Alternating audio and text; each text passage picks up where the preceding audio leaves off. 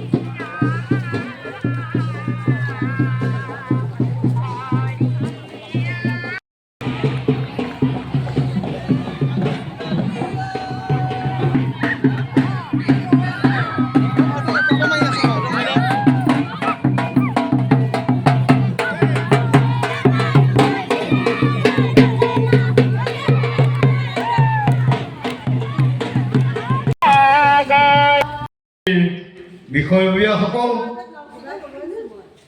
উদযাপন সমিতিৰ বিষয়ববীয়াসকল, প্ৰৱেশী আজি এই পতাকা উত্তোলনস্থলীত উপস্থিত থকা মোৰ সন্মানীয় ব্যক্তিসকল, আমাক আপোনাৰ খবৰ এখন আমাৰ স্নেহ প্ৰতিমূৰ্তি প্ৰদান কৰি ধন্যবাদ। আমাৰ বিশিষ্ট ব্যক্তি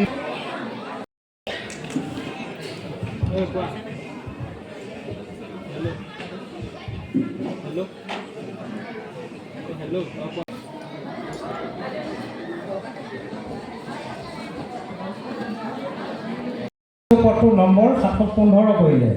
গতিকে পূৰ্বৰ 37 নঙৰ পৰিৱৰ্তে 715 হ'ল উত্তৰ পশ্চিম পাৰে এই সাপুৰীয়া গাঁওখন। আমি সকলোৱে জানো আহোম ৰাজত্বকালত মোমাই তামুলী বৰবৰুৱাই বাস কৰি থকা স্থানত শিৱসাগৰত প্ৰথমখন বাৰী পাতি বসবাস কৰিবলৈ লৈছিল। তাৰ পাছৰে পৰাই সকলো লোকেই বাৰী পাতি বসবাস কৰিবলৈ লোৱা অসমত প্ৰতিখন গাঁৱৰ পৰিয়ালতে সৃষ্টি হ'ল বাৰী পতাৰ পদ্ধতি। আৰু এতিয়া আমাৰ প্ৰতিঘৰ অসমীয়াৰ বাৰীতেই একোখনকৈ বাৰী থাকেই। তামোল পাণৰ পৰা ধৰি যিমানবোৰ ফল মূলৰ গছ ৰুব লাগে সকলোৱে ৰুই লৈ নিজৰ বাৰীখন সুন্দৰ কৰি ৰাখে। তাৰ পাছৰে পৰাই সকলো লোকেই বাৰী পাতি বসবাস কৰিবলৈ লোৱা বৰ অসমতে গাঁৱৰ পৰিয়ালত সৃষ্টি হ'ল বাৰী পতাৰ পদ্ধতি। এই স্থানত প্ৰথমে কোনে বাৰী পাতি বসবাস কৰিবলৈ লৈছিল সঠিককৈ কোৱা টান।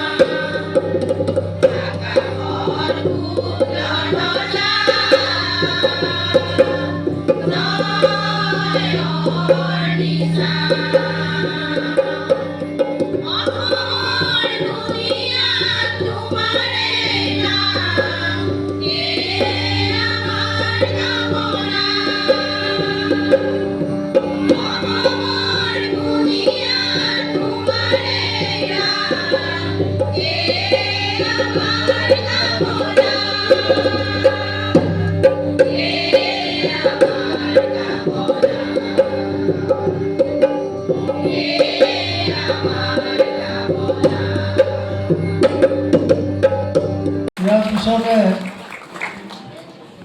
আমাৰ এখন জাতীয় গামোচা আদৰি জনাবলৈ অনুৰোধ জনাইছোঁ। ইয়াৰ পিছত মিয়া বৰা ডাঙৰীয়ানীক পিয়াচৰ দত্ত ডাঙৰীয়াক চেনেহী দত্ত ডাঙৰীয়ানীক এখন। ইয়াৰ পিছৰ গৰাকী হ'ল আপোনাক সকলোৱে জানিব কুকি বৰা। কুকি বৰাৰ সম্বৰ্ধনা তেওঁ ষ্ট্ৰং মুভমেণ্ট আৰু জ্যেষ্ঠ 2024 চনৰ 15 ডিচেম্বৰ অনুষ্ঠিত হোৱা। গতিকে আমাৰ বিশিষ্ট ব্যক্তিসকল সকলোত উঠি আহি তেখেতসকলক অনুৰোধ জনাইছোঁ। ক্ষীৰেশ্বৰ দত্ত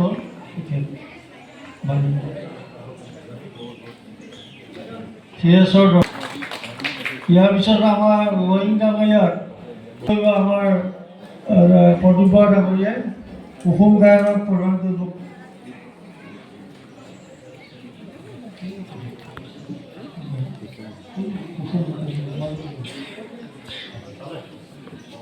কুসুম বৰা। ইয়াৰ পিছতে আমাৰ তৰুণ ডাঙৰীয়াই প্ৰদান কৰিব অনুৰোধ। ধন্যবাদ অনুপস্থিত কুকি বৰা।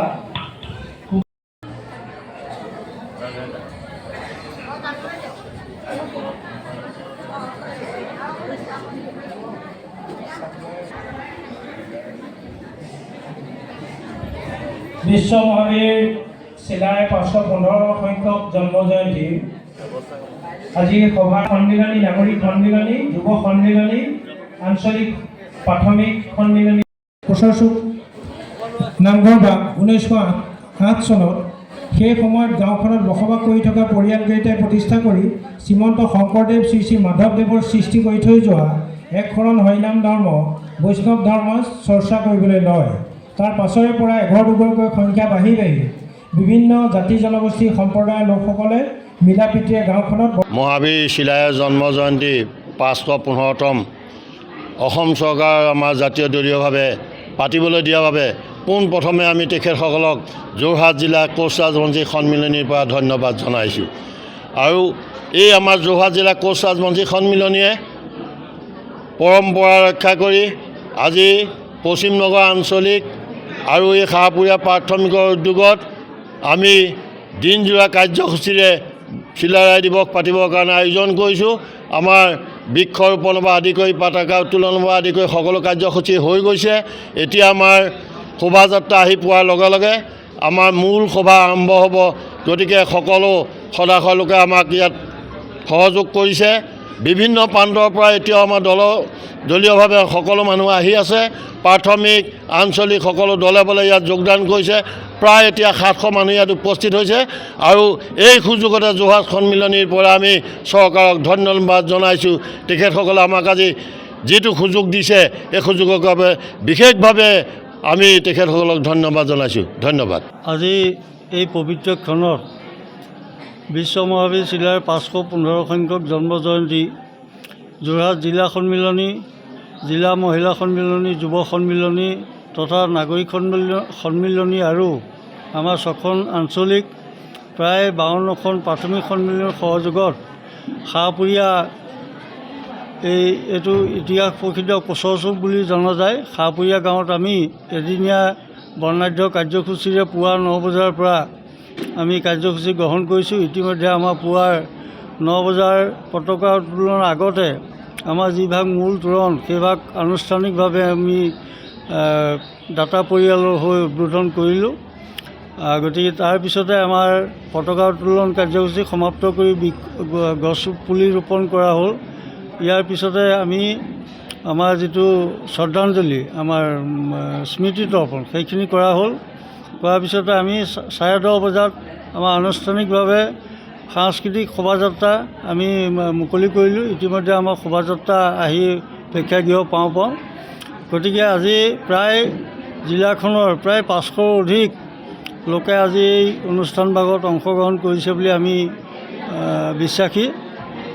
আশা কৰোঁ পৰৱৰ্তী সময়তো আমি সৰ্বাংগ সুন্দৰভাৱে আমি চিলাৰায় ঐতিহ্য, চিলাৰায় যিখিনি মানে অৱদান আছিল অসমৰ প্ৰতি, আজি বৈষ্ণৱ ধৰ্ম প্ৰতিষ্ঠাৰ ক্ষেত্ৰত শংকৰদেৱক যেনেদৰে আতিথ্য প্ৰদান কৰা হৈছিল, সেই আতিথ্য প্ৰদান নকৰাহেঁতেন হয়তো আজি শংকৰদেৱে অসমত যি নৱবৈষ্ণৱৰ ধাৰা, সাহিত্য সংস্কৃতি, গীত মাত নাট এইখিনি প্ৰতিষ্ঠা কৰি গ'ল। হয়তো বিশ্ব মহাবীৰ চিলাৰায়ৰ নৰনাৰায়ণ নোহোৱা হ'লে আমি সেইখিনি শংকৰদেৱ গুৰুজনৰ পৰা আমি পোৱাৰ পৰা বিৰত থাকিলোহেঁতেন। গতিকে আজি ৰজা ঘৰে প্ৰজা ঘৰক আমি এই মঞ্চৰ পৰা আহ্বান জনাইছোঁ যে বিশ্ব মহাবীৰ চিলাৰায়ক যাতে বিশ্ব দৰবাৰত কেনেদৰে প্ৰতিষ্ঠা কৰিব পৰা যায়, অসমৰ বুদ্ধিজীৱীসকল, অসম চৰকাৰ, ভাৰত চৰকাৰে এটা ব্যৱস্থা ল'বৰ বাবে এই মঞ্চৰ পৰা আমি আহ্বান জনাই মোৰ বক্তব্য সামৰিছোঁ আৰু সংবাদসেৱীসকলকো মই ধন্যবাদ জ্ঞাপন কৰিছোঁ।